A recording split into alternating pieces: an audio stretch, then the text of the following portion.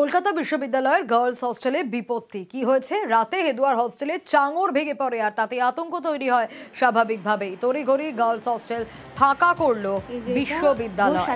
আরো একবার জানাবো, কলকাতা বিশ্ববিদ্যালয়ের গার্লস হস্টেলে বিপত্তি। রাতে হেদুয়ার হস্টেলে চাঙড় ভেঙে পড়ায় আতঙ্ক। তড়িঘড়ি গার্লস হস্টেল ফাঁকা করলো বিশ্ববিদ্যালয়। আরো বিস্তারিত এই বিষয়ে জানাতে পারবে সোমরাজ রয়েছে আমার সঙ্গে। সোমরাজ, কতজন আবাসিক ছিলেন? ইতিমধ্যে কি ব্যবস্থা নেওয়া হয়েছে? কেন রক্ষণাবেক্ষণের অভাবেই নিশ্চয়ই এরকম অবস্থা, কি বলছে?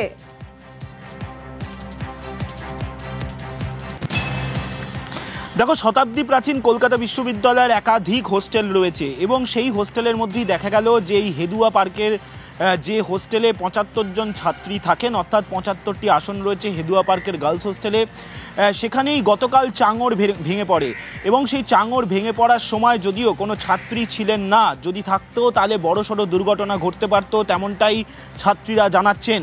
তাদের চোখে মুখে অবশ্যই আতঙ্ক রয়েছে এবং এই ঘটনার পর কলকাতা বিশ্ববিদ্যালয় কর্তৃপক্ষের তরফে সিদ্ধান্ত নেওয়া হয়েছে ওই হোস্টেলে যে ৭৫ জন ছাত্রী থাকেন তাদের অন্যত্র সরিয়ে নিয়ে যাওয়া হবে।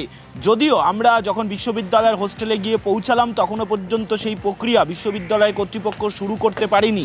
তার কারণ, বিশ্ববিদ্যালয়ের যে অন্যান্য হোস্টেল বা গেস্ট হাউসগুলি রয়েছে সেগুলো আগে থেকে অকুপাইড রয়েছে। ফলত সেই অবস্থায় দাঁড়িয়ে কিভাবে বিশ্ববিদ্যালয় কর্তৃপক্ষ এই ৭৫ জন ছাত্রীকে অন্য হোস্টেল বা অন্য গেস্ট হাউসে নিয়ে যাবে তা নিয়ে ছাত্রীরাও প্রশ্ন তুলছেন। যদিও ছাত্রীরা জানাচ্ছেন যে তাদেরকেও বিশ্ববিদ্যালয়ের তরফে জানানো হয়েছে এবং শুধু তাই নয়, এই ঘটনার পর বিশ্ববিদ্যালয় কর্তৃপক্ষ তারাই বলছেন যে হোস্টেলটি এই মুহূর্তে খালি করা প্রয়োজন। তার কারণ, দীর্ঘদিন এই হোস্টেলটির সংস্কার হয় না।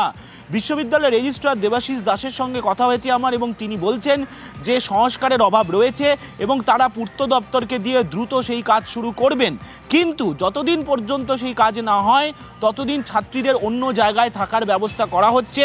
কিন্তু আমরা গিয়ে দেখলাম সেই হোস্টেলে এখনো পর্যন্ত কোনো ছাত্রীকে অন্যত্র সরানোর ব্যবস্থা হয়নি। তবে বিশ্ববিদ্যালয় কর্তৃপক্ষ বলছে শীঘ্রই সেই পদক্ষেপ শুরু হবে।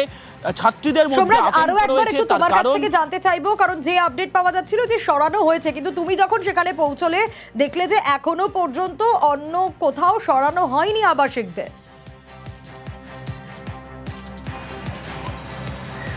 না, দেখো, এখনো পর্যন্ত কাউকে সরানো হয়নি।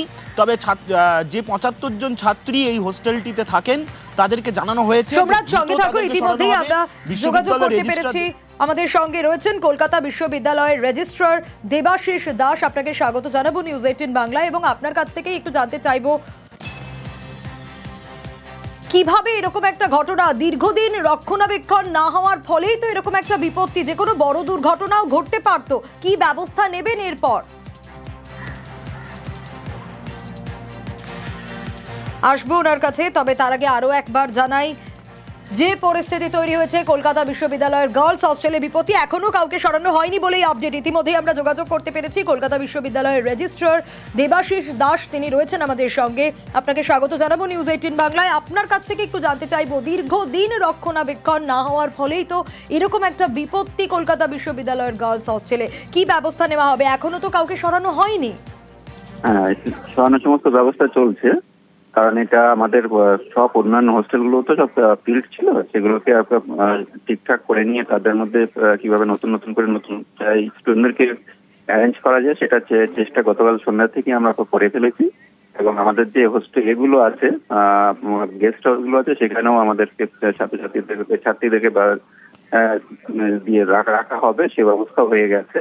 এখন তো কিছু ট্র্যাক সবকিছু নিয়ে আমাদের যিনি বোর্ড অফ রেসিডেন্সের সেক্রেটারি আছেন উনি সব ব্যবস্থা করছেন এবং আমরা সব সময় অন্য সময় কন্ট্যাক্টে আছি এবং ছাত্রীদেরকে বলাই হয়ে গেছে যে ওখানে কাউকে রাখা যাবে না, সবাইকে অন্যান্য বিভিন্ন হোস্টেল আমাদের যে আছে সেগুলোতে স্থানান্তরিত করা হবে। এবং আমাদের পিডব্লিউডি ইঞ্জিনিয়ারদের সঙ্গে কথা বলা হয়ে গেছে, তাদেরকে চিঠি দেওয়া হয়েছে, তারা পর্যবেক্ষণও করে গেছেন। এবং এটা কিছুদিন আগেও হয়তো রংটং করা হয়েছে, কিন্তু এটা কাঠের ছিল পরিবর্গটা, হয়তো ভিতর দিয়ে যে একটা অসুবিধে হয়ে গেছে সেটা বোঝা যায়নি। হ্যাঁ, তাই যে কোনো কারণেই হোক না কেন আমরা এটাকে সংস্কার করে তারপরেই আবার ওখানে রিএন্ট্রি করাবো। ধন্যবাদ জানাবো আপনাকে। কথা বলছিলাম কলকাতা বিশ্ববিদ্যালয়ের রেজিস্ট্রার দেবাশিস দাস, তিনি ছিলেন এবং তিনি বলছেন যে এখনো কাজ চলছে যাতে দ্রুত ফাঁকা করা যায় হস্টেল, যাতে অন্যত্র সরানো যায় আবাসিকদের। আর কলকাতা বিশ্ববিদ্যালয়ের গার্লস হস্টেলে বিপত্তি ছবি দেখাচ্ছি আপনাদের, কিভাবে চাঙড় ভেঙে পড়ে রাতে হেদুয়ার হস্টেলের এই ছবি, এবং তাতেই আতঙ্ক তৈরি হয়। দীর্ঘদিন সংস্কার হয় না, বিশ্ববিদ্যালয় কর্তৃপক্ষ মানছেন সে কথা।